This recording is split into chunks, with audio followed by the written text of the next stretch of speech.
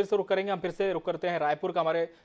आपको बता दें कि मुख्यमंत्री भूपेश बघेल दिल्ली रवाना होने से पहले कैबिनेट में डिसीजन हुआ, उसके विधेयक के जो मसौदा है उसके बारे में चर्चा हुई और जो आरक्षण है उसके बारे में भी बात हुई, जिसमें अनुसूचित जाति, जनजाति, पिछड़े वर्ग, EWS इसके आरक्षण के, और दूसरा ये है कि जो जिला में भर्ती की जाती थी उसके भी कोई एक्ट नहीं था, जिसको भी हाई कोर्ट ने निरस्त किया था।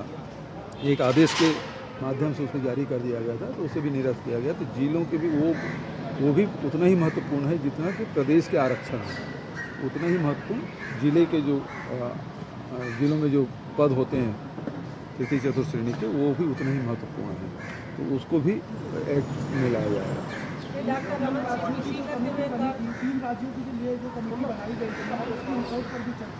सारी बातों पर चर्चा हुई, उसके बारे में डिटेल चौबे जी बताएंगे आपको।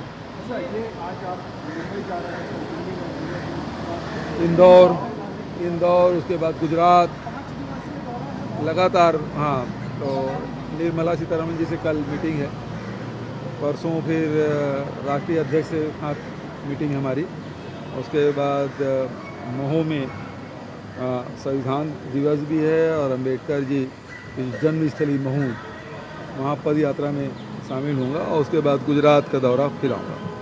डॉक्टर रमन सिंह किसी का तो किसी की उन्होंने कह रहे हैं कि मुख्यमंत्री भूपेश बघेल पर भी मुलाकात की, वहाँ पर हरियाणी आंसू बहा रहे थे, जबकि हमने कोई नोटिस नहीं भेजा है।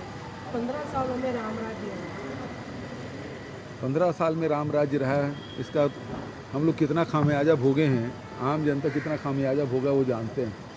आदिवासियों की ज़मीन चली गई, सैकड़ों आदिवासी जेल में ठूस दिए गए,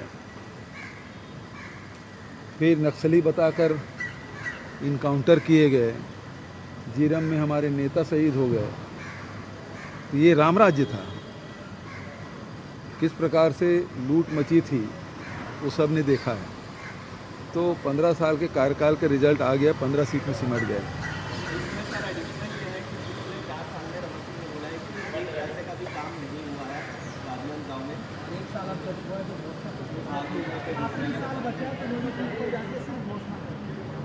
रमन सिंह जी राजनांदगांव में काम किए होते तो वहाँ लोग सड़क की मांग नहीं करते। नई सड़क की मैंने घोषणा की, सड़क बनाए होते तो नई सड़क की ज़रूरत क्या थी। दूसरी बात, एक सड़कें ख़राब हो गई तो मतलब 4 साल में सारी सड़कें ख़राब हो गई। ग्रामीण क्षेत्र में पूरी सड़कें ख़राब है, और रमन सिंह यदि काम किए होते तो सड़कें इतनी ख़राब नहीं होती। एजुकेशन की बात है, हेल्थ की बात है, वो सब हम कर रहे हैं। रमन सिंह जी केवल गुमराह करके वोट लेते रहे।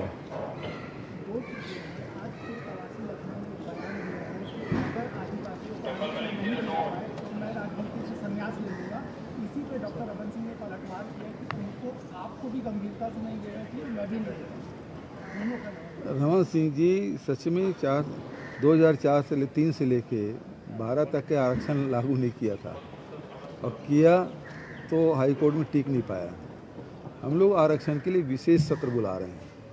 तो कवासी लखमा जी को इस्तीफा देने की जरूरत नहीं पड़ेगी। कांग्रेस की सरकार आदिवासियों के साथ हमेशा खड़ी है। हाँ, राजनीतिक षड्यंत्र तो करते रहे, वो बिल्कुल ठीक कर रहे हैं।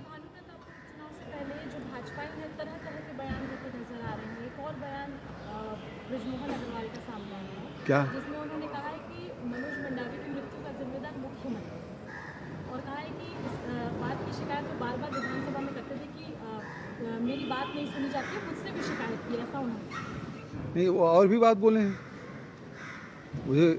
मुझे उन्होंने राक्षस भी कहा है। तो रमन सिंह जी को एक चूहा बोलते हैं, ब्रिजमोहन अग्रवाल जी राक्षस बोलते हैं। इनके पास कोई मुद्दा नहीं है और हीन भावना से ग्रसित हैं। सत्ता जाने से जो फड़फड़ाहट दिखाई देती है वो इनके बयानों में इतने सीनियर और सीजन्ड नेता माने जाते थे, जो इस प्रकार की भाषा विपक्ष के लोगों को या सत्ता में जो बैठे उनके खिलाफ जो बोल रहे हैं, तो समझ लीजिए कि उनकी पीड़ा कितनी है। और मनोज मंडावी जी से मैं उसकी मृत्यु के 1 सप्ताह पहले मेरी मुलाकात हुई थी। कांग्रेस पार्टी ने उसको उपाध्यक्ष बनाया विधानसभा का।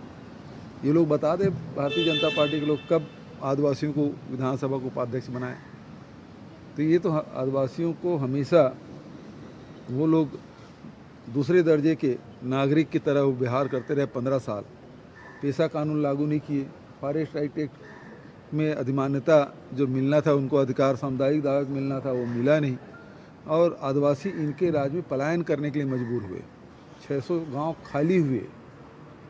तो ये इनके कुशासन का हाल था। Thank you. मुख्यमंत्री भूपेश बघेल को अब रायपुर से सुन रहे थे। दिल्ली रवाना होने से पहले विभिन्न विषयों पर उन्होंने अपनी बात रखी। भाजपा के तमाम आरोपों पर भी उन्होंने जवाब दिया और अब दिल्ली रवाना हो रहे हैं छत्तीसगढ़ के मुख्यमंत्री भूपेश बघेल। और सीधा